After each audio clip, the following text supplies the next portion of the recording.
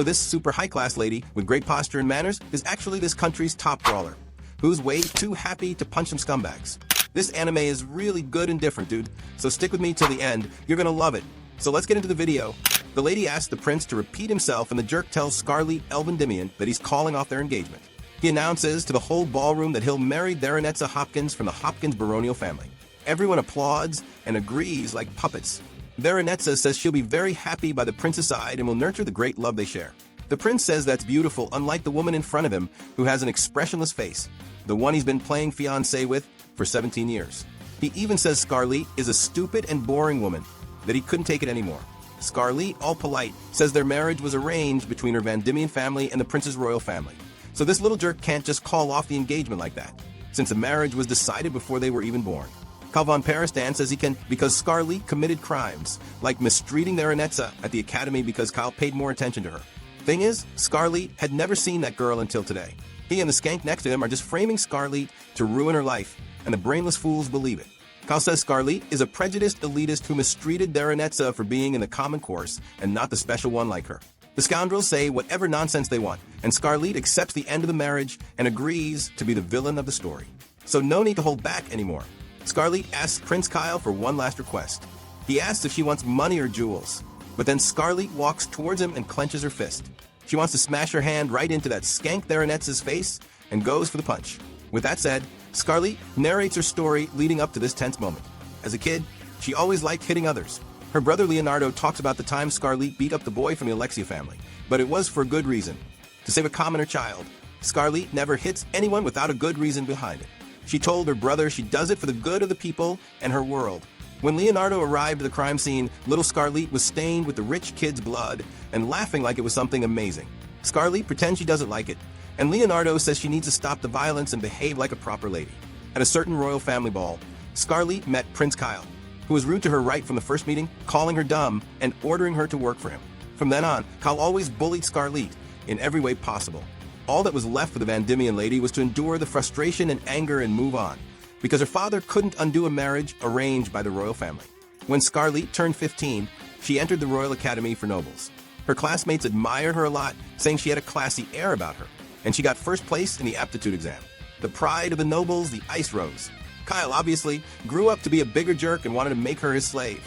By this time, she was already used to hearing the prince's nonsense. The guy is ridiculous, wanting her to buy his lunch right when the class bell rang. He went to her classroom and grabbed her by the uniform collar. A clueless guy with no character or manners. She even threatened other people not to rat him out to the teachers. In a private conversation with Scarlet, he said he hated how he was treated just because she's in the special course and he's in the common one. Besides having no character, he's incompetent. Scarlet understood why he was more irritated than usual. Prince Kyle grabs a knife and threatens to cut Scarlet's silver hair, saying he'll show it to the classmates in the common course. Scarlet is just about to punch him, but then Crown Prince Julius intervenes and tells the couple to stop their little squabble. He climbs down from the tree and says it's because of this kind of attitude that Kyle got demoted to the common course. The younger brother is all pissed off, and Julius apologizes to Scarlet for his brother's behavior. The Vandimian lady says it's nothing, since he always acts like this. Julius turns on the alarm and says he heard his foolish little brother was treating his fiancée in a very immature way, but he hopes the knife threats aren't a frequent occurrence, and tells Kyle to give him a good explanation. Kyle says it was Scarlet who bothered him too much, and orders his lackey, Sigurd, to remove Julius from a scene. But a mere servant can't remove a member of the royal family, especially the crown prince. With that said, Kyle says there will be payback and leaves. Scarlet thanks Julius for his help in saving her, but the prince actually saved his brother from getting a beating. Scarlet is impressed by his sharp observation. She asks what Julius was doing up in the tree.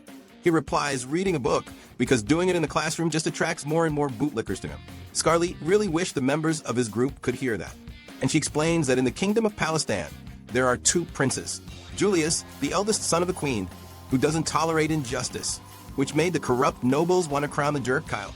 Thanks to that, there are always conflicts between the two factions. Julius says he wouldn't mind spending more time in the classroom, since he found something much more interesting than a book, but Scarlet doesn't like that look in his eyes. At school, the aptitude test results came out, and Prince Julius got first place, taking Scarlet's usual spot. Everyone is impressed that the guy got top marks in every subject.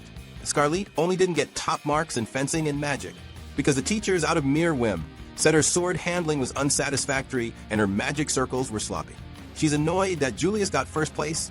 And speaking of him, the guy shows up and whispers in Scarlet's ear that it was way too easy to get top marks. Scarlet takes this as a challenge, and from that day on, the two became almost like rivals. Scarlet managed to get first place again, but Julius told her it was good to see her putting in the effort outdoors, and that he let her win, patting her head, so much so that her classmates think there's love in the air. Scarlet started avoiding Crown Prince Julius. At sunset, Julius thinks it's a pity his brother has such an interesting fiancée, and says that of all the animals he's observed, Scarlet is the most intriguing one. She gets mad about it. The guy sees her as a rare specimen and is just studying her. From then on, she stored up a lot of rage and stress, spending years dreaming of the day she'd beat up the princes. Cutting back to the present, she throws a punch into Baronet's face, who falls down beautifully. After that, Scarlet puts on her gloves and says everyone's going to get hit. After all, they're all Kyle's disgusting noble followers, putting the guards to sleep with magic. Scarlet starts beating up everyone. The disgusting guys blurt out that they own slaves, and we're hoping that with Kyle becoming king, the legal slave trade would become a reality. With that, Scarlet will take great pleasure in finishing them all off, and that's exactly what the Van Diemen lady does. One of the nobles remembers her nickname, the Furious Beast Lady. Scarlet, with blood on her face, invites Kyle for one last dance at this ball. Scarlet punches the jerk right in the face, ignoring the warning from her brother Leonardo and the arrival of Prince Julius. Now she feels much more relieved. Scarlet is pissed to see Prince Julius in her presence. He says he came after hearing about the ball situation, but wants to know the reason for all the violence. Scarlet says those nobles committed horrible crimes she dares not repeat. Plus, they didn't reflect on their mistakes and acted totally selfishly. Julius asks her to be more direct. Scarlet simply got angry and beat everyone up. Julius believes it must have been a spectacle, Scarlet's fist pounding everyone. Leonardo, on the other hand, is worried about the family's reputation now, which had been at peace for 10 years. Then Scarlet starts feeling dizzy and faints right there. She hears the sound of the church bell that whistles the time god Cronoa, and realizes she used that god's blessing power too much. When she wakes up, there's a maid on top of her with a knife, about to take her out, but the lady already sends her flying with a punch that pins her to the wall. Leonardo arrives and is almost having a fit with each atrocity he discovers about his sister. The fight Scarlet started is being talked about throughout the whole kingdom. According to Julius, the people are happy with her attitude, the fist heroine who put criminals in jail, her bloodstained silhouette, while terrible is beautiful at the same time, which is why she got the title of Bloody Princess. Leonardo goes crazy over this. One terrible title is replaced by another. Then Julius says the country will be very busy now, as there will be a heavy investigation to replace all the corrupt nobles in the assembly. And there's still the advisor, Gatto and Benet Carmen, who heavily influenced the trash nobles to follow Prince Kyle. He's the one who needs the harshest punishment. Julius and Leonardo plan a way to clean up all this filth and whoever is behind it all, which is why they created the Court Investigation Bureau. Leo is acting as the director of this organization. Later, Scarlet goes to a cabin and a wild cat attacks her. Scarlet is cool with the slap it gives and tells Nanika of the Farah people to return to her human form for a better conversation. Nanika does this and Scarlet sees it was the maid from before who is actually a man. And by the mark he has, he's someone's slave, meaning he has no choice but to obey the orders to take out Lady Scarlet. She says if she frees him from the slave magic, she wants to know everything about Nanika's contractor.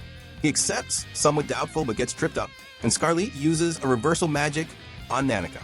In this world, people are blessed by various types of gods and receive the gift of life. Most people don't realize which god gave them their power and never awaken it, but some manage to, and when that happens, it's called a blessing. Scarlet reversed the time of Nanika's body to the moment before he was a slave. This is the blessing of Cronoa, the god of time, the power of reversal, and that's the reason the royal court wants to capture her. But there are several criteria for using it. Scarlet can only use her blessing for a short time. Otherwise, it shortens her life and she could kick the bucket. During the ball, she used the acceleration power and that's why she fainted. She asks Nanika not to tell anyone about her power. Nanika says his contractor is the noble Godwin, who ordered him to take out the bloody princess because she beat up his son, a guy named Rain who was involved with Prince Kyle. But Nanika didn't want to kill her, just gather information on the Van Diemen Duchy. Godwin is a trash human being who makes people infiltrate nobles' houses like Nanika did, to dig up dirt on the nobles, thus forcing them into trafficking people and taking bribes, obliging them to side with him. With that said, Scarlet decides to take down Godwin. But Nanika says it's better to ask Director Leo for help. Scarlet, however, wants to beat the crap out of the old man before her brother and Prince Julius capture him. After all, for Scarlet, Punching whoever irritates you is basic lady etiquette. Nanika says that once a month Godwin appears at a slave auction, which will happen in a week. For this, they need to get information from the merchants to find the location of the criminal event. The two form a duo and head out on the mission. Julius heard everything from outside the cabin. The two head to the commoner part of the kingdom 3 days later. Prince Julius is following them and wants to see how Scarlet will handle the Godwin situation, with the goal of doing his social study. Because when he becomes king, he wants to truly change the country. So he needs to be present where the people live to understand their difficulties and hardships. But in reality, Julius just wants to have fun watching Scarlet punch everyone. With that said, some vandals show up wanting to rob them, and Scarlet is already ready to punch the worthless scum. Nanika says he wants to know where John Key, the middleman, is, but the guys are going to talk easily. The bandits really just want to rob the defenseless nobles wandering around. Scarlet uses her Cronoa acceleration and doesn't spare any of the sorry lot, delivering satisfying punches and kicks. One of the bandits finally recognizes Scarlet and calls her the punching princess. The lady now wants the pertinent information, and the thug wants her to spare his life, so he spills everything about John Key. But he still gets beaten up. Scarlet wants to know why Julius did nothing and just watched. He says he was marveling at the performance. Julius goes to extract information from John Key and manages easily, with his bluff that John Key spilled the slave info to other merchants. On the way back, Scarlet and Julius want to know how to infiltrate a slave into this criminal auction and look at Nanika, who has an idea. A noble from the kingdom of Palestine is surprised that Lady Scarlet showed up to acquire a slave. But even if she wants a slave in secret from her father, dealing with a scoundrel like John Key will only stain her reputation. Scarlet says she can't find him and asks what Zadarin's relationship with John Key is. He says they aren't close. The two just have a contract where John Key brings him slaves who fled from the suburbs and have eccentric value like elves, dwarves, winged folk, demons, and beast folk. The beast folk representatives have the highest value, like Nanika, who's with Scarlet. She wants to know how Zadarin found out about Nanika. He says it was by his appearance, and Zadarin says this beast folk slave of Scarlet's is a great calling card. The lady is furious and holds herself back from wrecking this creep's face. Zadarin wants to know what slave she desires. The lady says she wants to participate in the upcoming auction. For that, she'd need to pass a verification, which would reveal her identity and require proof of purchasing at least 6 slaves for her family, and that could take about 6 months. Scarlet says if it's all about money, she can pay. But Zadarin says if she can hand over Nanika, he can take her to the auction as his daughter, and she'll pass through the auction just fine. Scarlet acts like never before and accepts with an open heart. Scarlet is outraged that important people in the kingdom constantly do this rotten auction. But the good thing is their plan to infiltrate worked. Nanika was surprised Scarlet resolved everything through dialogue. Scarlet meets up with Prince Julius at the city market, and a vendor offers a beautiful apple pie to the pretty lady. Julius orders one for both of them and escorts Scarlet to get away from the vendors who offer overpriced products that aren't even worth it. However, he buys everything for Lady Scarlet. She asks if he has anything better to do here. He says he has nothing. Scarlet punches the wall, wishing it was the prince's face. Then, to calm her, Julius gives her the apple pie, which is way too tasty. The two sit on a small bench, and Julius says he really likes relaxing among the people. Scarlet says she only came here to buy lunch for the second prince. Julius has always admired Scarlet since she was little. He always found everything in this world boring, but with Scarlet, it's different. She always entertains him. The guy is very forward and gives her cheek a kiss. Julius says his feelings are very different from the common romances out there. Scarlet is very precious to the prince, more than anything in this world. At sunset, Scarlet lies down in her room at an inn and thinks. Julius might have done that just to provoke her and play with her feelings. The next day, Scarlet meets with Zadarin for the slave auction and promises to hand over Nanika. He might even accept, but first wants to confirm if he really is part of the beast folk. All as a precaution, because sometimes people sell folks who are just pretending to be beast folk. Nanika transforms and shows he's the real deal. So Zadarin says he'll be the featured product of the auction. Just then, a guard named Donovan, who's a beast man, shows up. He must be a lycanthrope, and Nanika doesn't like the crazy look in his eyes. He puts a collar on him to take him away and almost whips Nanika, but Scarlet stops him and says she'll be the one to train this wolf boy. The guy has the nerve to call Scarlet a lady of the night, to put it nicely. Zadarin says this beast man used to be a Class A adventurer, so it's best not to mess with him. But to Scarlet, that's nothing. She's way stronger and punches the guy, sending him flying. Then she heals Nanika's wounds and swears she'll come back for him. Zadarin is now scared shitless and will do everything right for Lady Scarlet. Her brother Leonardo arrives, angry, and wants to hear all the crazy stuff she did. The auction will happen in 2 days at night, and Leonardo needs to prepare everything on time. Write the plan, gather the soldiers, etc. Leonardo asks Scarlett to return home, but the brawler doesn't want to. Since the day she broke off her engagement, a lot of things have happened. That's why she doesn't care about anything anymore and can't hold back from hitting those who deserve it. Plus, she's met many children in horrible situations having to beg for food. Since she was very young, she thought it made no sense for good people to suffer so much while rotten people get away with it. That's why she wants to beat up the filthy nobles to take out her anger. No one is better suited for this than her, a duke's daughter, who can do it and get away with it. Leonardo is worried about the family's reputation if Scarlett keeps beating up the kingdom's nobles. Leonardo says there are suspicions that Godwin is also involved with Vanquish, an empire that's been in a cycle of conflict with Palestine for 300 years.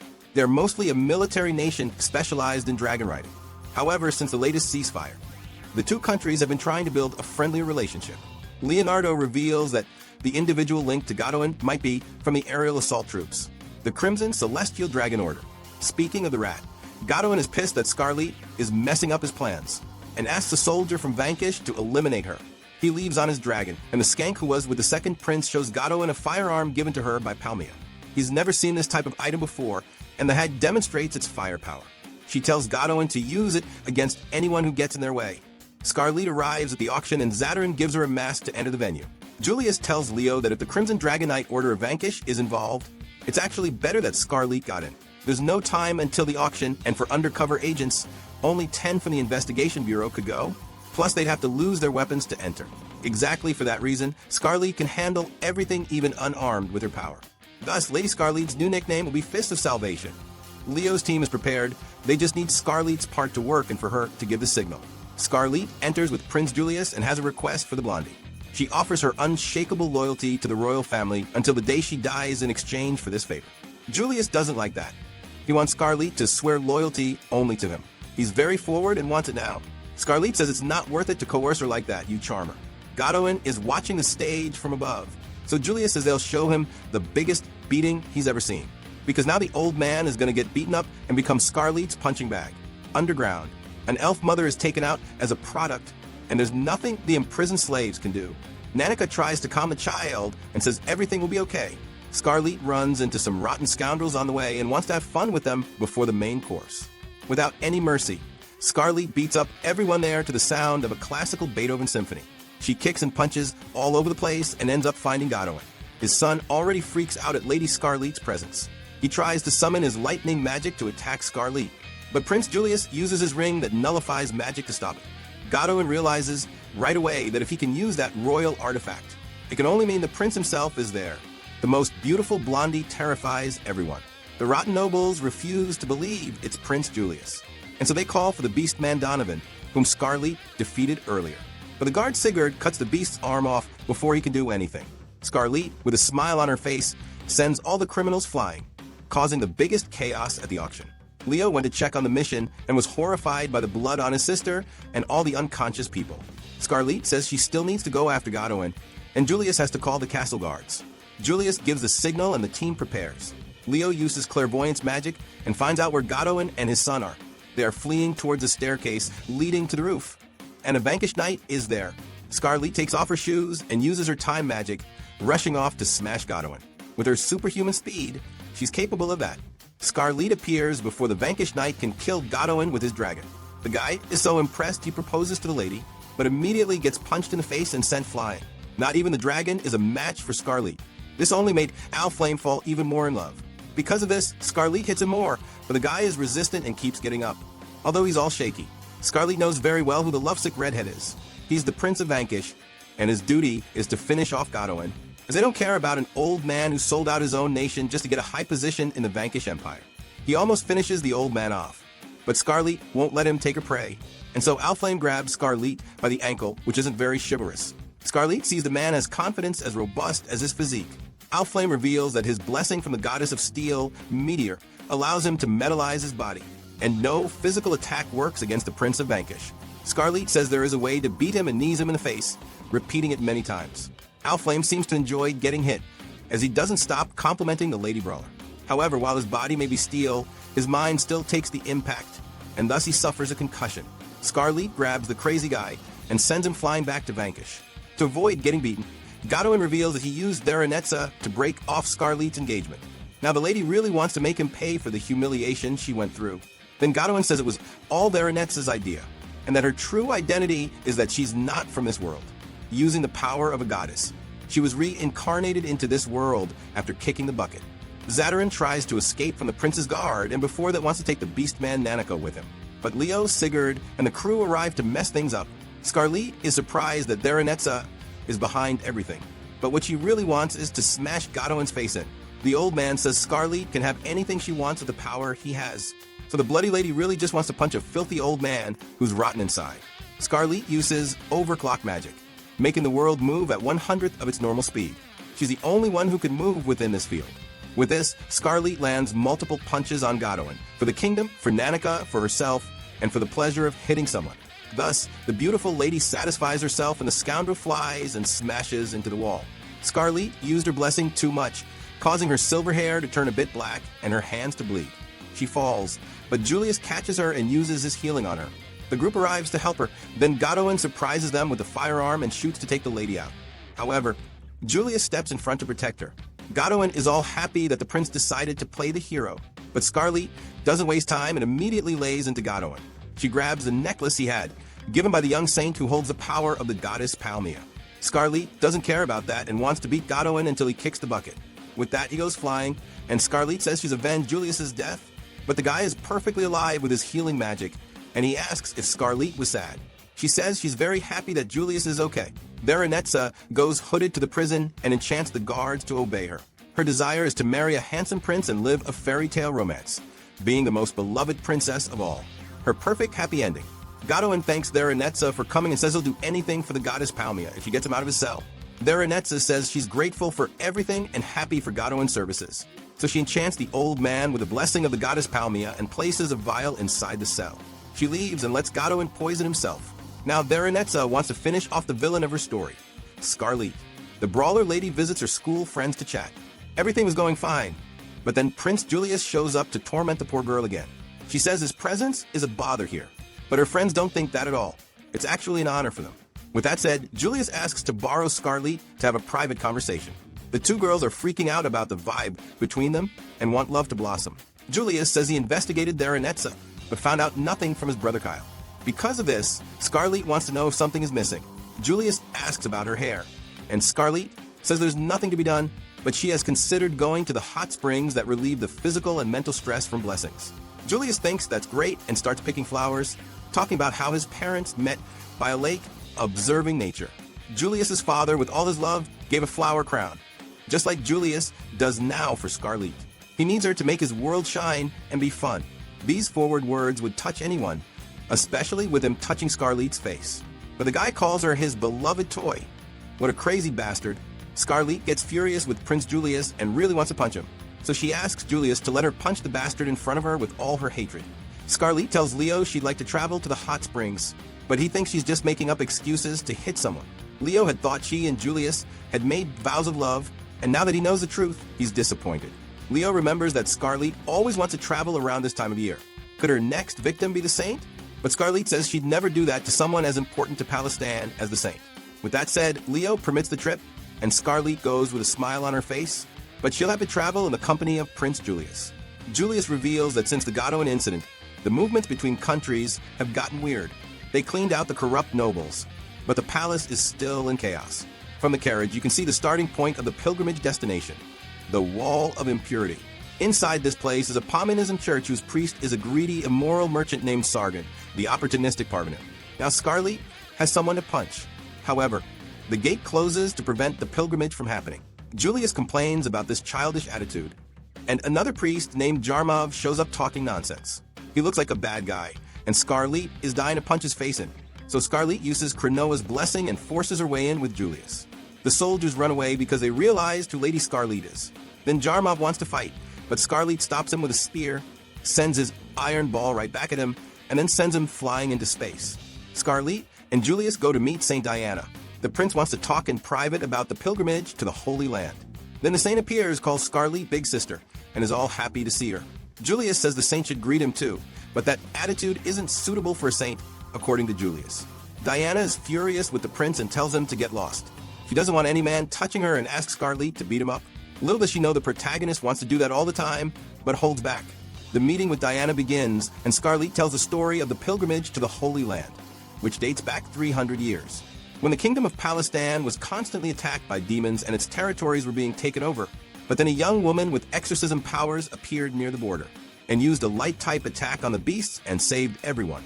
She went to villages in the four corners of the kingdom and placed pure crystals to create a barrier, thus protecting Palestine from horrendous monsters.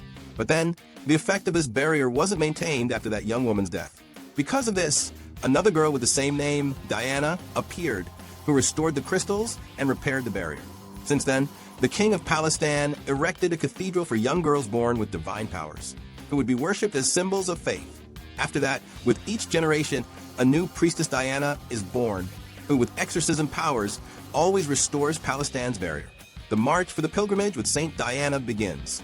The people are all amazed by her elegant appearance and cheer for Saint Diana. But out of nowhere, a tremor happens repeatedly, causing Scarlett to leave the carriage to see what it is. The noise is coming from the Palmianism headquarters, and using Cronoa's blessing, Scarlett quickly heads there. She smashes the statue of the goddess Palmia, borrowing her spear to beat up some fools. Scarlett uses her Cronoa blessing and chucks the spear at the Palmia Cathedral, destroying everything. The religious faithful are in disbelief at this. Then Scarlett appears before them and is surprised no one's hurt, despite the damage she did to the building. The silver demon won't get away with this against Palmia's followers, they shout. Scarlett makes fun of them, and the fanatics trust their ugly, bald inquisitor to handle Lady Scarlett.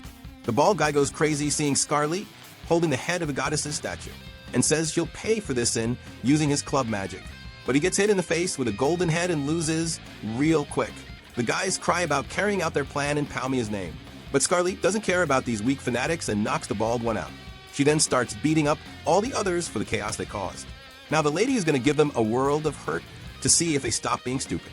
Scarlett took care of the religious fanatics and heads outside, leaving the guys' prison to the royal guard. In the city, the royal palace healers have arrived to treat the civilians' injuries. Saint Diana is happy and calls for Scarlett, when suddenly the platform she's on starts to crack and collapses. The priestess almost gets seriously hurt on the ground, but a handsome knight arrives to her rescue. Scarlett's older brother, Leonardo Van Diemen. Diana falls in love at first sight with a noble and gentle man. Julius talks with Sigurd and wants to know how the Palmianists knew the time he and Scarlett would arrive for the pilgrimage. So he asks Sigurd to infiltrate the Palmianists and find out who among them is disguised within the pilgrimage entourage. Julius doesn't want there to be a traitor, but he needs to take precautions. Man, I'm suspicious of Sigurd, folks. I doubt everyone. At night, Saint Diana's handmaidens ask Scarlett for help with the saint's behavior. The girl is all happy and bouncy, and nobody knows why. When Scarlett enters her tent, that's when the priestess gets even more excited. Then Diana explains that every time she looks at Scarlett, she's reminded of her older brother Leo, and confesses she fell in love with him when he saved her. Scarlett is happy for Diana having good taste in men. After all, her brother is a fine and respected man. Scarlett will help Diana get closer to Leo and has an idea. A week later, the pilgrimage reaches the city of Memphis on Palestine's border. There, the saint receives many visits from travelers due to the number of hot springs. The two, in their hot spring bath, plan Diana's meeting with Leonardo. The saint will invite him for an evening date at the city festival. Scarlett gets her dressed in yukata with her hair down, a very casual vibe to hook Leo. Diana is amazed that the punch-happy lady knows so much about dating stuff. Truth is, Scarlett had already told her brother to accept Diana's invitation for a walk, to fulfill her wish to be a normal girl. When Diana invites him, Leo accepts without a problem.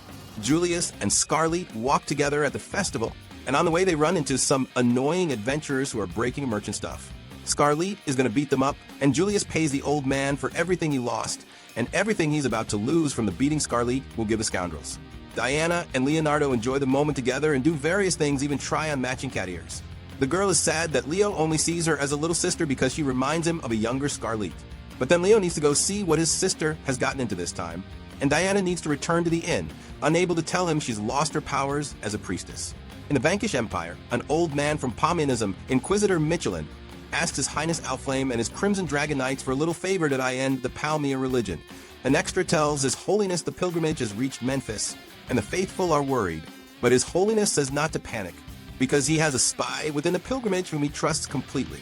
Little does the fat old man know that Sigurd is disguised as a soldier and is listening to everything. The pilgrimage marches deep into the mountain, and Saint Diana is really exhausted.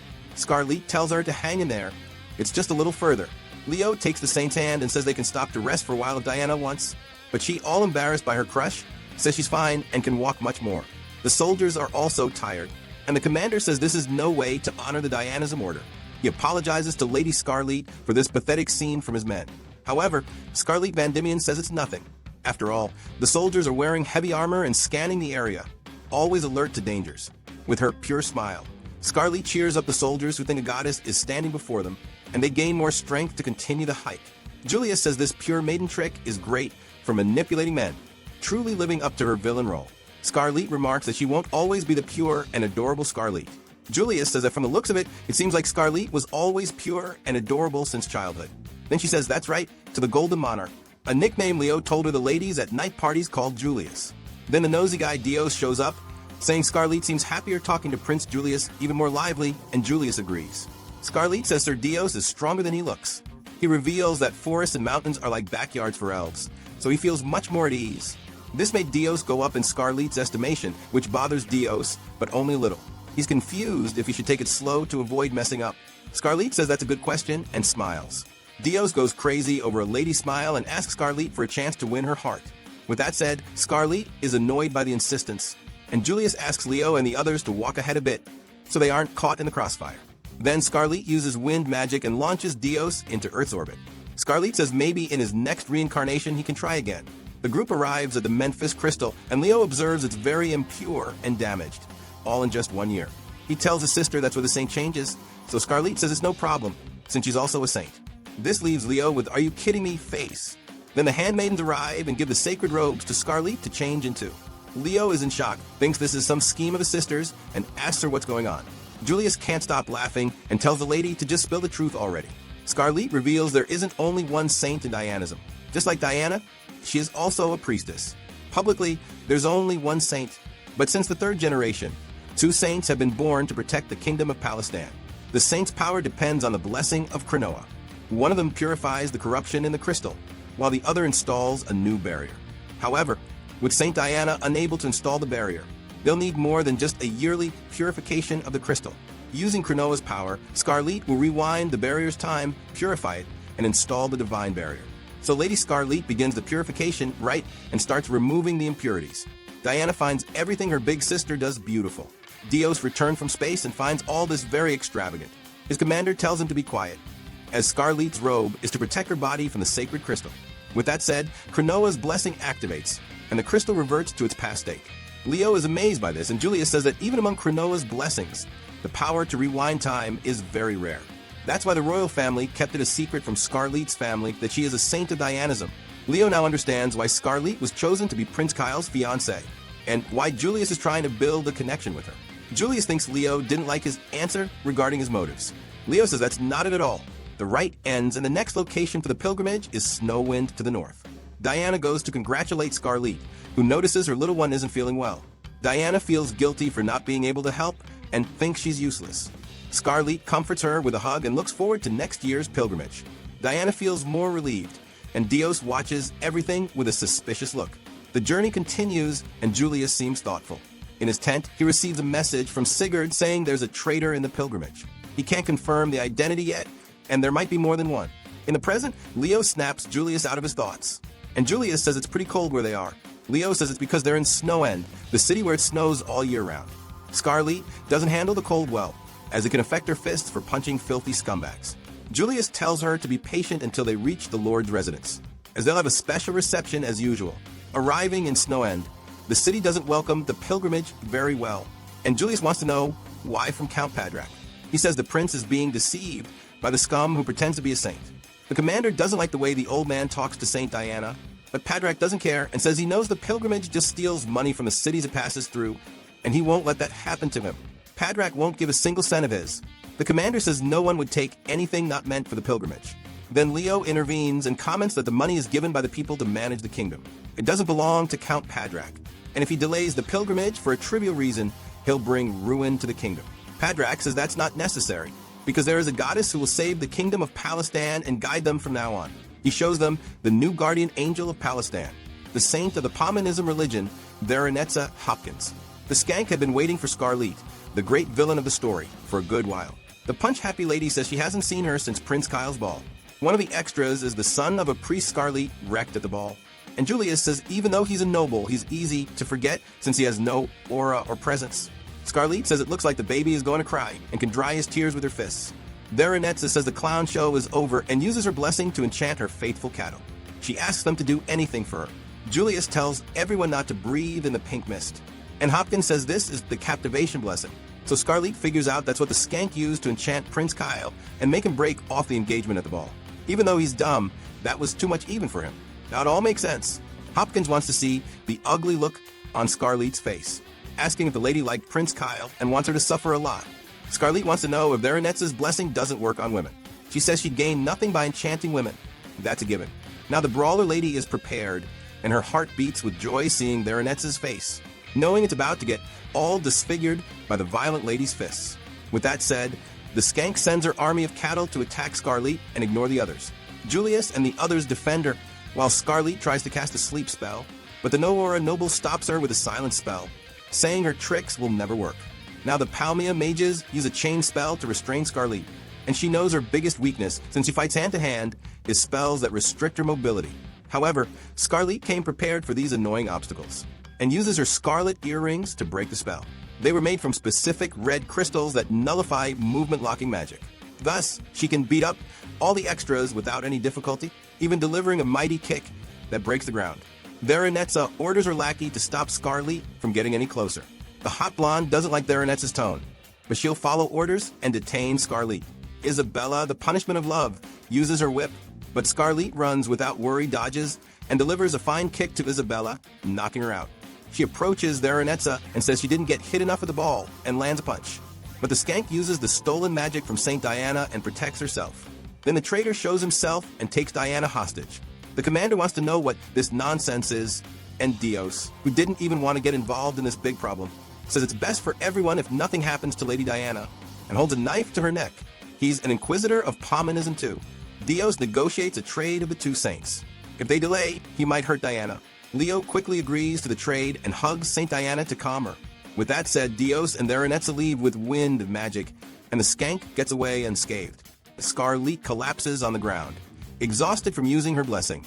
Everyone is okay, and she relaxes in the prince's arms, asking to at least be allowed to land the final blow on that skank Saint Veronesa. Scarlett wakes up in a sacred world and meets the god Cronoa, who says he hasn't seen her since she was a fetus, when he gave her her powers. Scarlett thanks him for his great kindness. Cronoa is surprised she's so well behaved, since in the human world she's so violent. Scarlett says it's for the sake of the innocent. Because of this, Cronoa has a favor to ask the punch-happy lady. He'd like Scarlett to recover the saint's blessing from Veronesa, the Palmanism priestess who stole it. He says it all started because of the love the goddess Palmia feels for him. Scarlett is doubtful about this. Cronoa says she's very jealous and didn't like him giving blessings to humans. So between Diana and Scarlett, who received Cronoa's blessing, Palmia decided to take Diana's. But gods are forbidden from interfering directly in the human world. So Palmia decided to use a pawn, Veronesa Hopkins of Palmanism. Palmia created her avatar from a piece of her own hair so it could have a fraction of her powers. But even being a goddess, it's impossible to create a soul for a body. Therefore, Palmia used her powers in another world and ended the life of a schoolgirl to take her soul, placing it into her new avatar. The soul she stole belonged to Theresia Himemia, and now that she's in Palestine, she's the personal agent of the goddess Palmia. The goddess is using her to ruin the people who receive Cronoa's blessing, and destroy the blessing that protects Palestine from all the monsters and evils around it. Scarlett gets more furious than usual. She made Diana suffer and put the kingdom of Palestine in danger for a trivial reason like jealousy? What a piece of work. Then Cronoa gives her a pocket watch from the god of spacetime. If Scarlett holds it up in front of Veronesa, she'll be able to recover Saint Diana's blessing. Plus, the brawler lady gets an upgrade to her Cronoa blessing, maxed out to its limit.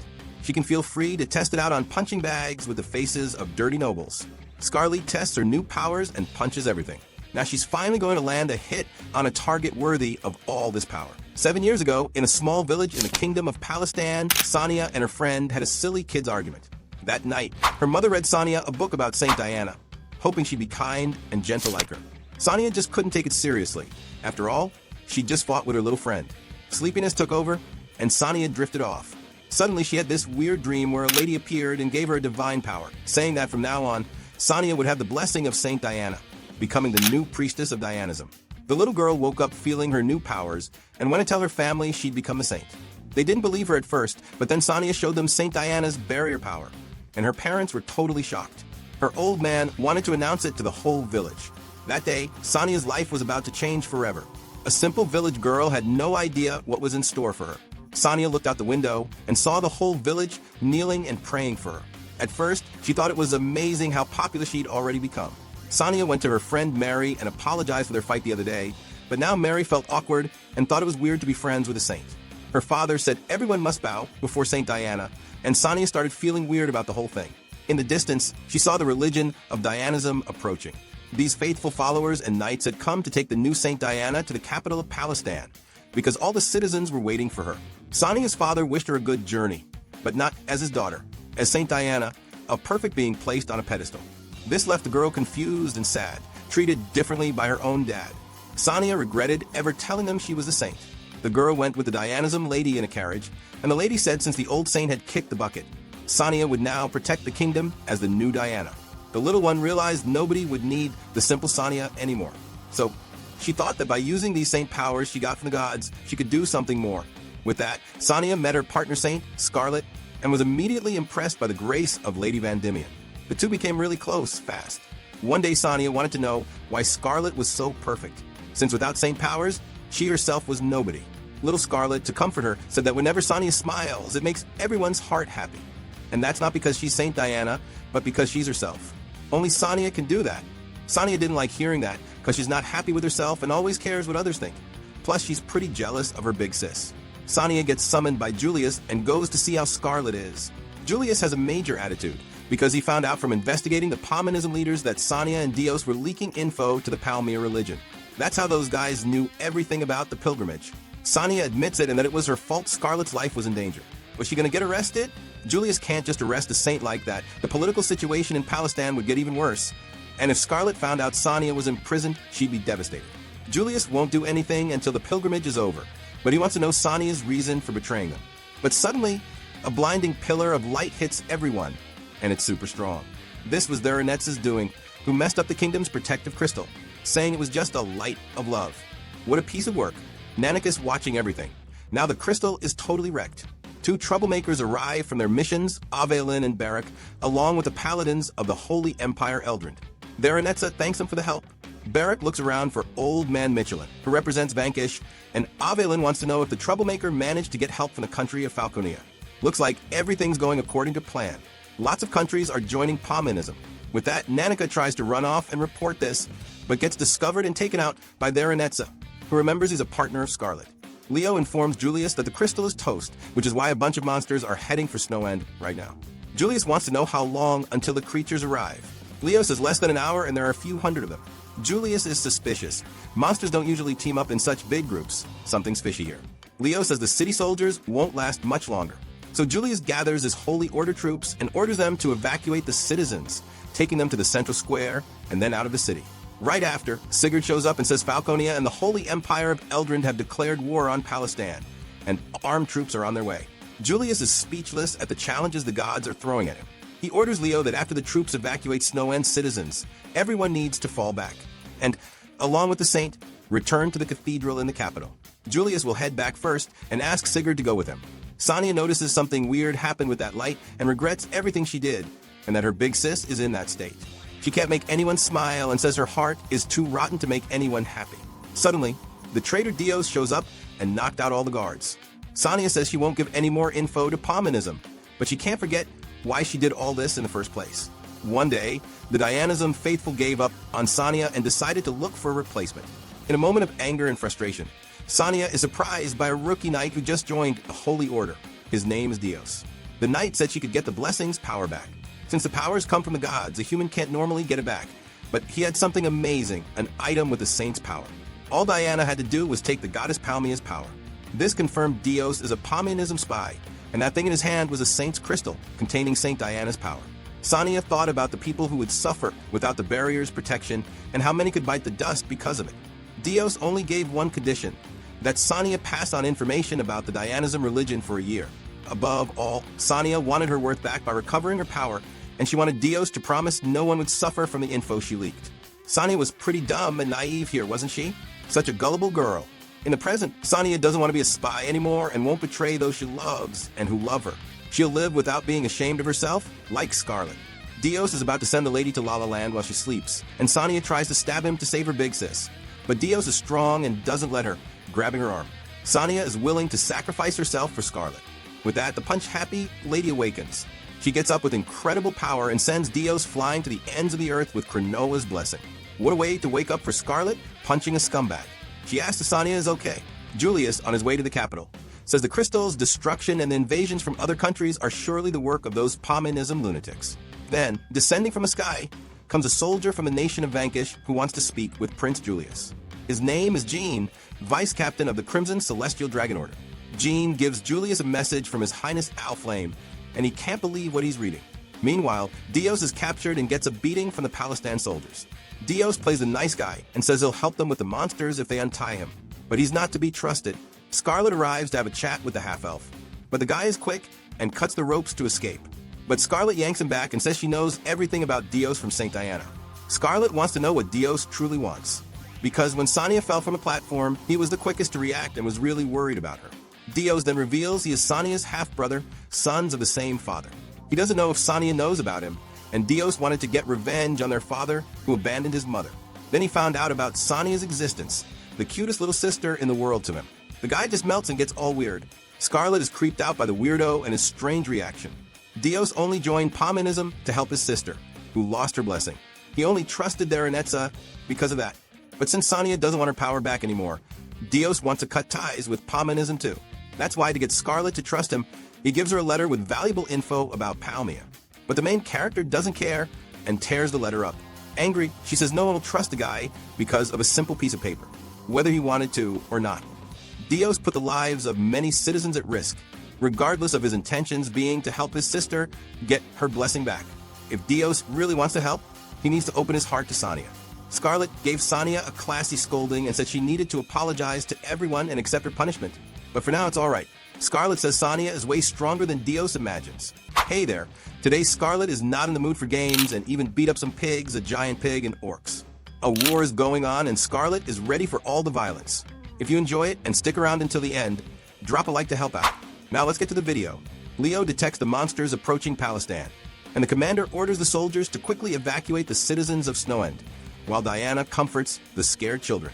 Leo says they will head to the capital and need to hurry. Scarlet, by a lake at night, thinks about how while she slept, two nations declared war and monsters invaded. The lady wanted to take back the blessing from St. Diana as soon as possible, but now there's no time for that. Then, coming out of the bushes, Julius arrives and surprises Scarlet. She thought he was on his way to the capital. Julius says he just arrived after finishing his job and suggests they could play ball to pass the time. Something's fishy, so Scarlet, who's no fool, says she could pat his head to reward all his work. Then little cat ears pop up on Julius, who gets all happy, saying he's not a dog and that wouldn't make him happy. Scarlet warns that she saw an evil Julius nearby, so the fake Julius gives himself away, saying he had checked everything, turns around, and Scarlet chops him with her hand, knocking him out. This prince was actually Nanika, using Beastman powers to disguise himself. Scarlet knew about this power and says it's really ugly for Nanika to do this to his master, but she knows he was under the influence of the captivity blessing. The next day, Nanika wakes up in the carriage with Scarlet and apologizes for being caught by the enemy and remembers to warn about Pominism and the other nations, but Scarlet already knows and tells him not to worry. The two arrive at the investigative cabinet meeting of Palestine, which will now decide the strategy to attack the enemies, and the woman is excited to punch a lot of people who are begging for it. Julius starts a conversation by saying that Palestine is surrounded by several nations. To the north is the Principality of Falconia, to the west, the Holy Empire of Eldrint, to the east, the Empire of Vanquish, and to the south, the Republic of Lindbergh. Scarlet knows all these countries have more land and military power than Palestine, so every bit of care and vigilance is needed. Until now, no one went to war because the nation's power was balanced, keeping the continent in equilibrium. However, when the northern holy crystal was destroyed by Theranetza, Falconia and Eldrin declared war on Palestine, and monsters from all lands began invading the kingdom through a gap in the barrier, and their numbers could be over 50,000. This is not a force that Palestine can withstand, and the worst part is that the monsters seem to be controlled by something or someone, since they are marching straight to the capital of Palestine. Leo comments that there are troops from Falconia and Eldrin at the borders, which is also a danger, but it seems an immediate invasion won't happen. So Scarlet says they must be waiting for Palestine to be exhausted from dealing with the monsters before attacking the kingdom. Now that the whole desperate situation of Palestine has been explained, Julius wants to start the meeting, But the mood isn't good, and no one wants to start talking. Julius thinks the place has a funeral vibe, and everyone agrees the prince is to blame for this heavy atmosphere. Julius says he has good news to share. A group contacted him, wanted to sell a favor upon seeing Palestine's situation. The help is coming from Prince Alflame of Vanquish. Leo doesn't like this. After all, he's the one who instigated Godwin to destroy the kingdom of Palestine. Sigurd asks His Highness to reconsider. So Scarlet says Julius must have thought about the pros and cons of joining Prince Alflame and followed logic without relying on emotion, but she says for those who were at the auction, allying with Alflame is inconceivable. Speaking of him, the guy is all over Scarlet, and I also wish you, my friend, were all excited to leave that like and subscribe to the channel so I can continue the video. Thanks. Scarlet wants to know the real intention behind this alliance, and Julius says he understands the feeling of everyone in the room, but the alliance has already been approved by the rulers. So Alflame says there's a misunderstanding. The Vanquish Empire isn't part of this alliance. The help is personal from him, and the dude laughs at everyone for thinking Vanquish would send forces to Palestine. Julius tells Sigurd to calm down and let Alflame explain before telling him to F off. Then Scarlet puts on her gloves and says it's better to beat the prey from all directions and just gives one to the head of the Vanquish prince, whose head sinks into the floor. Jean from Vanquish is present and says he's the diplomat for when the idiot Alflame messes up. Jean says his nation doesn't have hereditary succession, but rather a system where the throne is taken by whoever fights the best. Because of this, the fight for the throne is always violent. Alflame says if it's a 1v1, he never loses. And he says the king's throne isn't simple enough to conquer alone. With that, Julius understands that with the favor sold to Palestine, Alflame wants them to help him in the fight to conquer the throne of Vanquish. And that's exactly it. But Julius says the enemy force won't be swayed just by him on their side.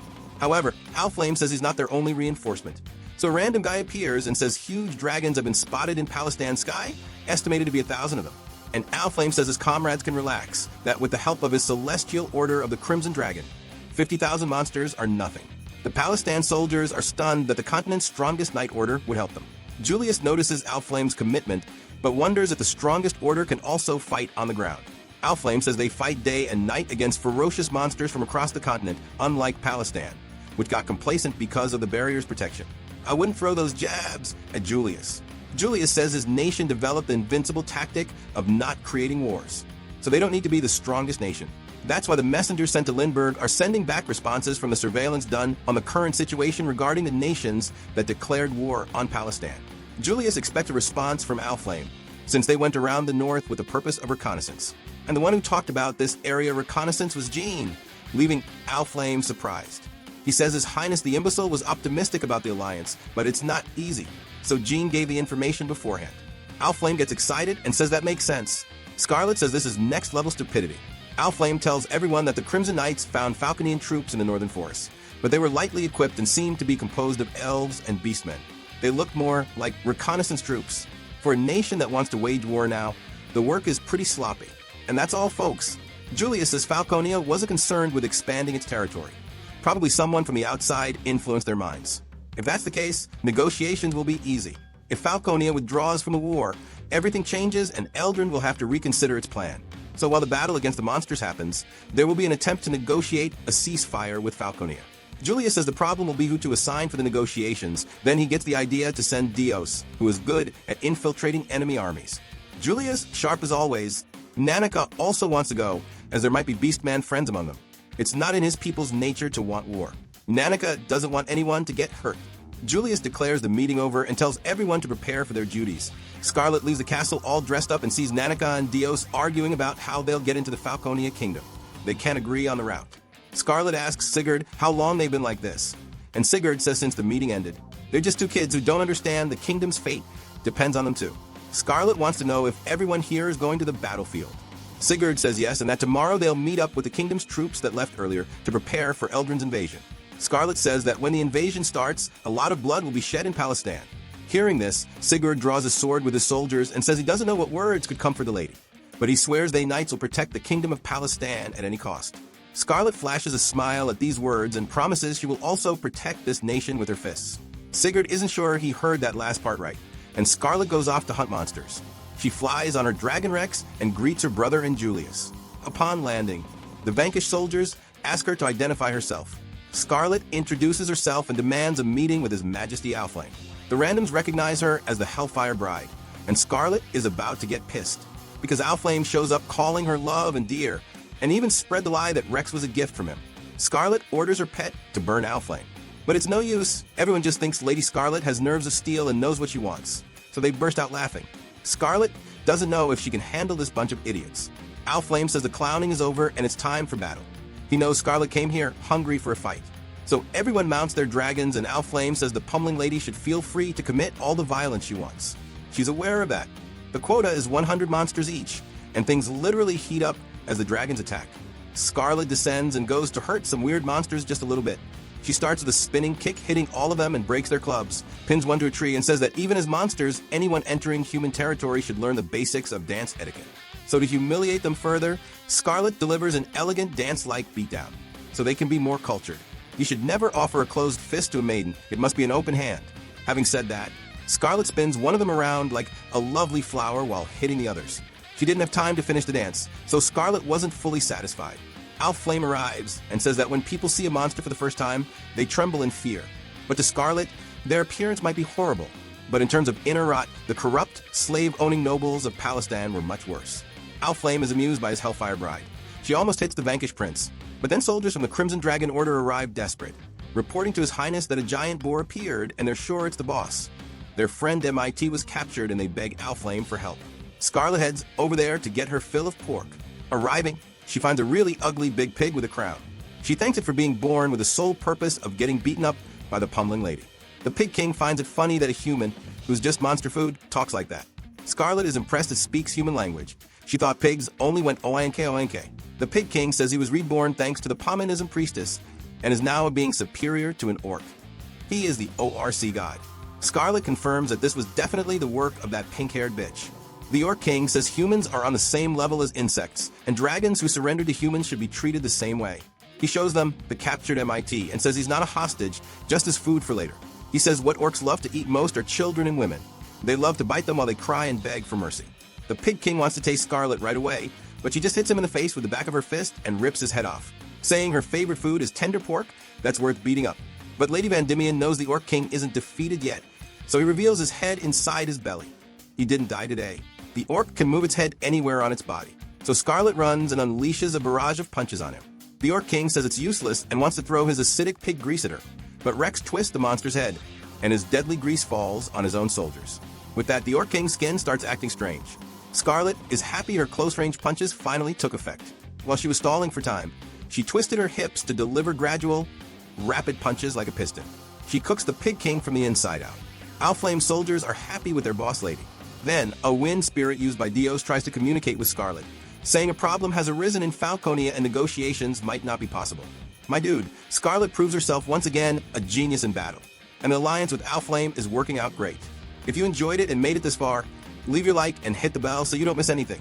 Subscribe and share the video with a friend who wants to see a different anime with a female protagonist to be proud of. Thanks for the constant support, and peace out. Nanika doesn't know how Dios will enter the Great Forest, and the half-elf says that it is just to go with faith and courage that it will work, and the knights mounted on dragons attacking will make things easier. However, Nanika has her doubts regarding the dragon knights, knowing the meaning of strategy, but although they are moving well and the guy called Gene makes super rational decisions, then the break of expectation arrives when a goblin throws a little knife of nothing at Gene that grazes him, and in response Gene summons a Mega Blaster fire arrow and explodes the goblin along with an area that equals a football stadium. Now yes, Dio sees that the strategy went to hell and that it will be impossible to enter the forest of Falconia and negotiate a ceasefire. With Scarlet knowing and understanding the situation, she decides to act and asks them to wait. From the skies, Scarlet sees Owlflame having fun with some monsters, and when he sees her, he stops the fooling around and sets the creatures on fire to farm aura for his beloved. He asks how the battle against the Pig King was, and Scarlet says that it was a good one, and before getting there, she fought against a half-baked Inquisitor of Palmia just to warm up. Scarlet wants to know if Owlflame did not deliver the strategic instructions to his knights. He is clueless, and of course he delivered nothing. Scarlet is nervous already, but Owlflame says that he is chill, and that he will stay as bait and departs with his dragon through the skies. The Scarlet realizes that the guy likes very much to show off, and from on high, Owlflame throws himself and makes his chest plate ignite to the maximum, together with all his body, and falls like a bomb, melting all the monsters and running like Naruto, setting fire on everyone. Scarlet then sends the orders for Nanika and Dios to hurry and enter the Great Forest. They manage to infiltrate, and it lacks little for them to negotiate with Falconia. Nanika asks what kind of plan Dios has to act like a true negotiator. He only says that he has elf blood in his veins, and as soon as it is the time, he will find a little way. Nanika doesn't like that he hides the game like this. Dios seems two-faced, but there's something sincere in him. I feel Nanika says that Scarlet trusted very much in a sacred order and with whom she is very close, she becomes the most gentle person in the world. But Dios broke her trust in the most horrible way. But as she decided to give a second chance, Nanika will also follow these steps. Dios doesn't understand how they can be so good-natured like this. Nanika wants to know whom Dios hates so much. And the half-elf says that all of his family who decided to exile him. But upon meeting Sonia, everything changed, and he advises Nanika that having a soft heart will only make him hurt himself and suffer a lot. That said, the two grab their blades, and it seemed that they're going to fight. But in reality, they join and break the arrows that fly in their direction. Soldiers of Falconia controlled by Theronetsa attack them, and the chief of the elves puts out and removes Theronetsa's spell from everyone present there. Dios recognizes him, and the chief wants to know what the half-elf is doing in the great forest. Nanika says that they arrived as representatives of the kingdom of Palestan to negotiate a ceasefire with Falconia. However, the chief of the elves says that he is not there representing the army, but rather the movement of the monsters, and only went there to rescue his compatriots, revealing that the decision to go to war was totally taken by the Beastmen clans. So it is better for Palestan to negotiate with them. Nanika asks to wait, but the random one stops him.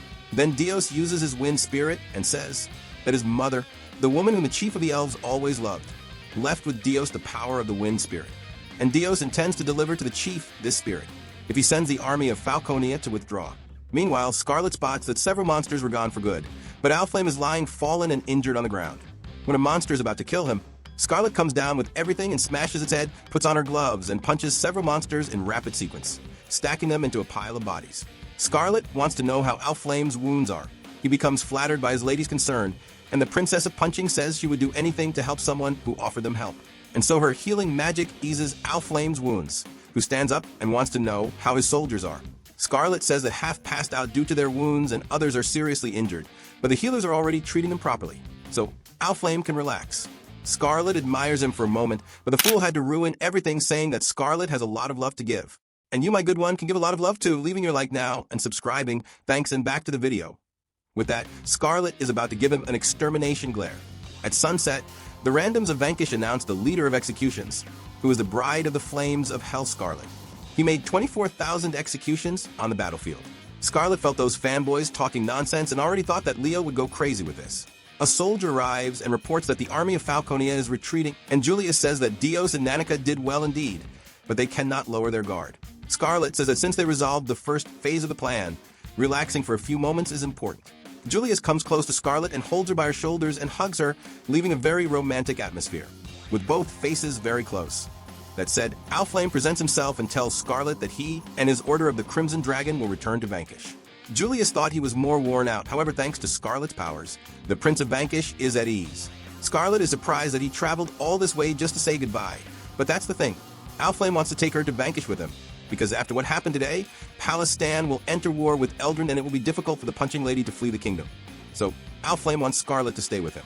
However, Lady Vandimian thanks for the offer, but she has a duty to fulfill with a noble of the kingdom of Palestan and cannot simply abandon her people. Owlflame says that Scarlet was not made to be loved by a boring kingdom, because she blossoms like a beautiful flower on the battlefields, dancing in the middle of madness. It would not be nice for Owlflame to see her wither in the kingdom of Palestan. So Julius steps in and says that Owlflame understands nothing about Scarlet. She blossoms anywhere, and the prince would never let her go with someone who fell in love at first sight with her, because Julius has carried feelings for Scarlet for more than 10 years. The Prince of Vanquish, excited, proposes a duel with his new romantic rival to see who will get Scarlet, but Jean gives Owlflame a smack for him to stop talking like that with an allied prince. Scarlet is moved by the beautiful friendship of the people of Vanquish, and Jean apologizes for the nonsense of his prince. Jean pokes Owlflame for him to get up soon, and thus they depart to the skies toward Vanquish. On the way out, Owlflame asks Scarlet not to die, because they will meet again. At night, Leo says that the remaining monsters are being removed by adventurers and reserve soldiers. Moreover, the army of Eldrin on the western border did not perform the attack it had planned, but continues in visual confrontation with the Royal Guard. Apparently, with Eldrin, it won't be possible to solve any conflict through conversation, and Scarlet says that they are actually waiting for Theronetsa to act. Julius says that the sacred weapon that the tramp carries, the one that destroyed the sacred crystal, is a great threat. That said, Dios and Nanika return from Falconia, and the half-elf says he knows where Theronetsa and Palmia are heading. The villains group is going toward the city of Saris Gila, where the western crystal is located. If she manages to destroy one more sacred crystal, more monsters will enter Palestan and things will get ugly. Dios says that someone who does not command on the level of a god cannot use that weapon of hers to the point of destroying another crystal so quickly, so she will need to recharge mana. Therefore, they have about 3 days for that. Scarlet is dying to beat Theronetsa so much that she passes out and then imprison her, but Leo does not agree at all with such a violent method. Julius says that for this mission to capture Theronetsa, everyone present there will go along with Saint Diana and a few more soldiers of the Sacred Order. Speaking of her, Saint Diana is helping the people injured in the battle. So Julius arrives with the group and calls Diana for a conversation. Scarlet reveals that if she goes with them to Saris Gila and uses a relic that the god Cronoa gave, Sonia can recover her blessing of Saint Diana taken by Theronetsa. Diana says, determined, that she will go with them, even if she runs danger. Dios will protect Sonia with everything, and Leo says he will do the same, which leaves Sonia very embarrassed and red hearing this. Julius is alone with Scarlet talking about the war and plans for future events. So Scarlet asks what those feelings were that Julius mentioned earlier. There is a silence, and he says that apple pie with ice cream is very good. Scarlet doesn't understand where this conversation is going. Julius says that vanilla ice cream with an apple pie really makes one want to eat. And when everything is over, they can eat together. Scarlet says that plans like that can bring bad luck, and Julius laughs at the comment. Cut to Theronetsa, who is pissed that her plans did not work. Then the goddess Palmia reveals herself and says that this is what happens when Theronetsa does not follow her instructions to the letter. She spared citizens of Palestine in the monster attack and was merciful, and that's what it led to. Theronetsa says that if she were to finish off anyone who appeared in front of her, even if the kingdom ended up under her control, it would inevitably collapse. Theronetsa wants to be a princess, and she knows Scarlet's group is arriving. Therefore, she will recharge the sacred weapon quickly, because Scarlet and Diana arrive the next day. So Theronetsa will eliminate the two who carry Cronoa's blessing. The goddess Palmia was right in choosing that tramp for this mission. And speaking of her, Theronetsa makes Nanika, who has not completely come out of her blessing, enchant Prince Julius in his sleep. My friend, this ending is crazy. Nanika is still enchanted, and now they got Julius. I hope the prince thought 2 steps ahead and shows us that in the next episode, which I think is the last one. If you enjoyed and stayed until here, leave your like and subscribe to help, my good one. Activate the bell and check the description for more recaps. So thanks for the support, as always, and see ya.